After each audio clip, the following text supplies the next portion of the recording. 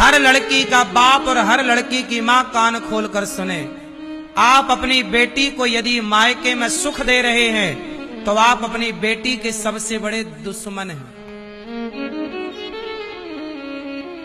आप अपनी बेटी को मायके में सुख ना दीजिए। जिस लड़की का मायके में सुख पूर्वक जीवन गुजरता है ना, उस लड़की का ससुराल में दुख पूर्वक जीवन गुजरता है। और जिस लड़की का मायके में दुख पूर्वक जीवन गुजरता है, स्ट्रगल मायके में होता है, उसे ससुराल में सुख मिलता है। बाप कहता है अरे मेरी बेटी है, ससुराल जाएगी, वहां तो काम करना ही पड़ेगा बेटा, घर में कुछ मत कर। जब घर में कुछ कराया ही नहीं तो ससुराल में करेगी क्या, सीखेगी कहां? माँ बाप का घर ही यूनिवर्सिटी है। माँ बाप का घर ही लड़की का सबसे बड़ा स्कूल है, कॉलेज है, यूनिवर्सिटी है। हाँ या ना? यदि हर बाप अपनी बेटी को मजबूत बनाए तो तुम्हारे घर जो बहुएं आएंगी ना, फिर वो बहुएं भी मजबूत संस्कारी आएंगी, क्योंकि बेटी ही तो बहू बनेगी। कोई बहुएं आकाश से थोड़ी टपकती हैं।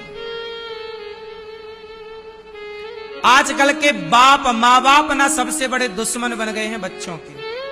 जरूरत से ज्यादा मेरी बेटी तू काम मत कर, तू झूला झूल, प्यार करेंगे तेरे से, मेरी गुड़िया मेरे प्यारी बेटी, कुछ काम न कर, कपड़े मत धो, रोटी मत बना जल जाएगी, हाँ ये मत कर ये मत कर, कुछ मत कर, बस झूला झूल। अच्छा है, कल ससुराल जाएगी और उसके जीवन में यदि रोटी बनाना लिखा है, चूल्हा फूकना लिखा है, तो भाई बनाना तो पड़ेगा ना उसे। फिर वो रोएगी पापा और ये हमसे ना ये रोटी बनवा रहे हैं। हाँ, फिर आप क्या, हाँ बेटी रोटी बनवा, अच्छा दामाद जी हमने बेटी दी है कि नौकरानी दी है, आ जा वापस। मां बोलती मैं गुंडे भिजवा रही हूं, रुक जा। ये महाभारत चालू। तुम्हारी बेटी को ना एक जरा चुभन हो जाएगी, कांटा भी लग जाएगा, मां कांटा लग गया, मैं कांटा लग गया।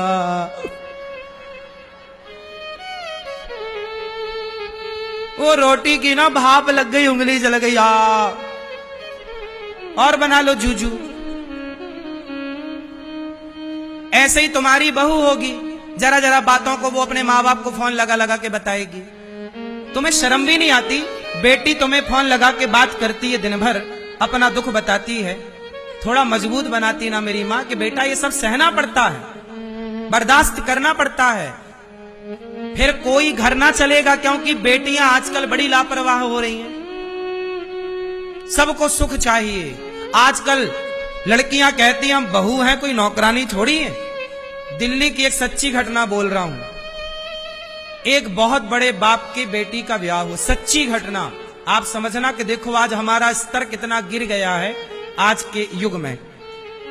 आज क्या होता है, एक लड़की का ब्याह हुआ, बहुत बड़े घर की लड़की, करोड़ नहीं अरबपति, अरबपति लड़का था और अरबपति लड़की, दोनों बराबर के थे। लड़की क्या कमी थी, अरबपति थी। क्या हुआ, एक दिन क्या हुआ, घर में मेहमान आ गए। सुनो, मेहमान आ गए तो ससुर ने अपनी बहू से कह दिया कि बेटा मेहमान आए हैं, जरा मेहमानों को पानी ले आओ। अब बताओ, ससुर ने कह दिया कि मेहमान आए हैं, जरा बहू क्या ले आओ, पानी। तो बहू बिगड़ गई। क्या कह रहे हैं आप, मैं कोई नौकरानी हूं? ये काम नौकरों का है। आप बहू लाए हैं कि नौकरानी लाए हैं? भैया उसने ससुर को डांट दिया सबके बीच में कि मैं कोई नौकरानी हूं। आजकल ना पानी वानी लाने के लिए लोग नौकर रखते हैं, तो बहुओं को लगता है कि यार ये काम तो नौकर का है। आजकल आपके घर में रोटी बनाने वाले नौकर होते हैं, तो उनको लगता है कि यार ये काम तो नौकर का है। आजकल ना पानी पिलाना भी नौकरों का काम हो गया है मेहमानों को, जबकि पहले ये काम घर के लोग करते थे, मेहमानों को पानी पिलाना। मेहमान आए, हमारे मौसा आए, फूफा आए, तो हम लोग उनके पांव धुआ करते थे। ये परंपराएं थी।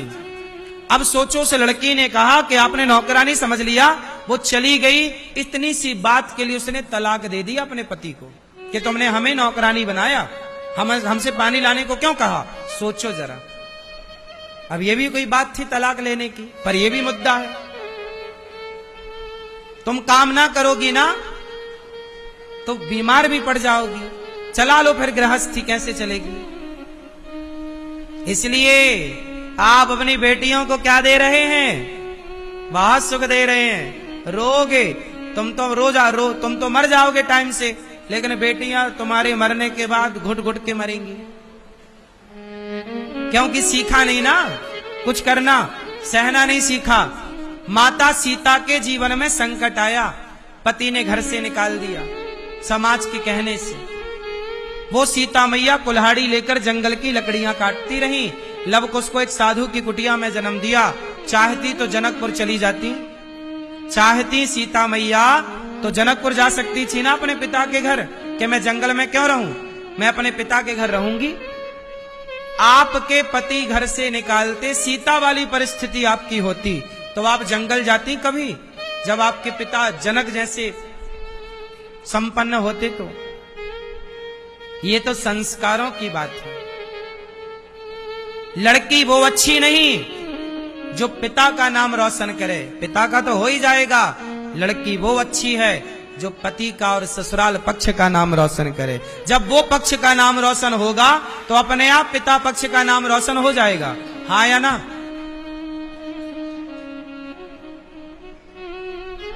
इसलिए आजकल ना अच्छी ब्रांडेड बहुएं मिलना कम हो गई हैं, सब चाइना मॉडल मिल रही हैं। अब ब्रांडेड बहुएं नहीं मिलती, ज्यादा मिलती हैं क्यों भैया, चाइना मॉडल। कब बिगड़ जाए भरोसा नहीं, वो बिगड़ जाए सुधरती भी नहीं है, फिर सब चाइना मॉडल है, हाँ या ना। तो आप अपनी बेटी को ना थोड़ा ब्रांडेड बनाना, संस्कार वंस्कार देकर ठीक ठीक से।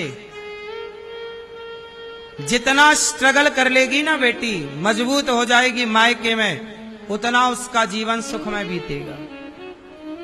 बात कितने लोग सहमत हैं मेरी बात से?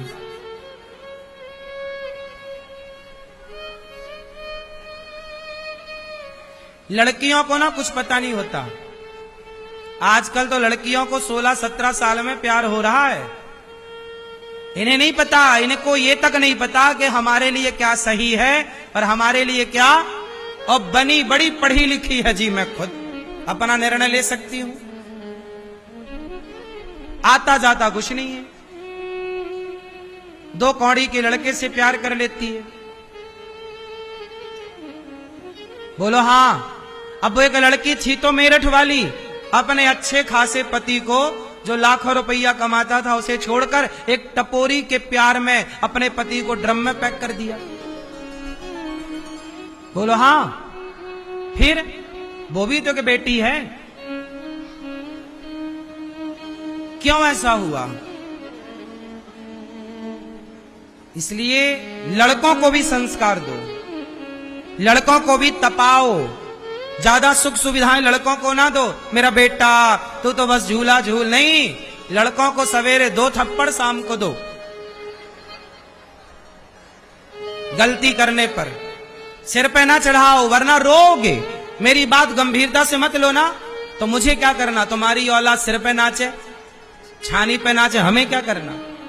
हम तो जो ठीक लगा समाज में वो कह रहे हैं। एक मैया मेरे पास आई अभी 4 दिन पहले, 14 साल का लड़का था, 13 साल का, दोनों माँ बाप। गुरुजी ये बेटा हमारा एक लौता बेटा है, बड़ा दुलार लाड़ प्यार किया, अब ये हम दोनों को मारता है, मोबाइल नहीं देते तो मारता है, पढ़ने का कहते हैं तो मारता है। चाहे बेटा कितना प्यारा हो, सिर पे चढ़ाना ना चाहिए। गाना नहीं सुना?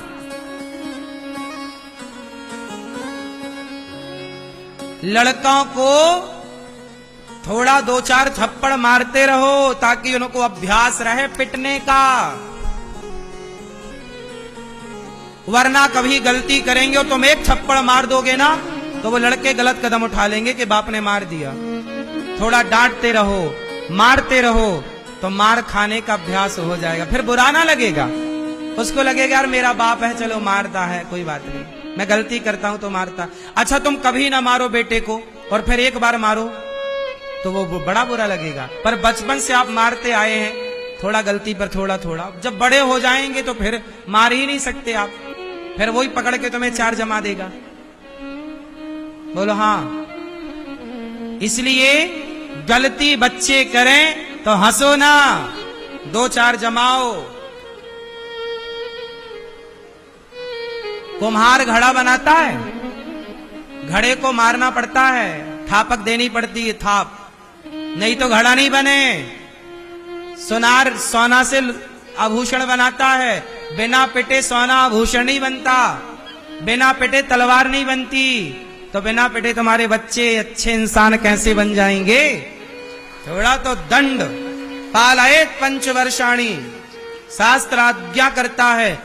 हम ये नहीं कहते कि मारते ही रहो, हम ये कहते हैं कि बच्चे गलती करें, थोड़ा दंड देना जरूरी है, थोड़ा सा, ताकि बच्चों को ये रहे कि यदि हम गलती करेंगे हमें मार पड़ेगी। भय होना बहुत जरूरी। क्यों, बात सही है कि गलत है?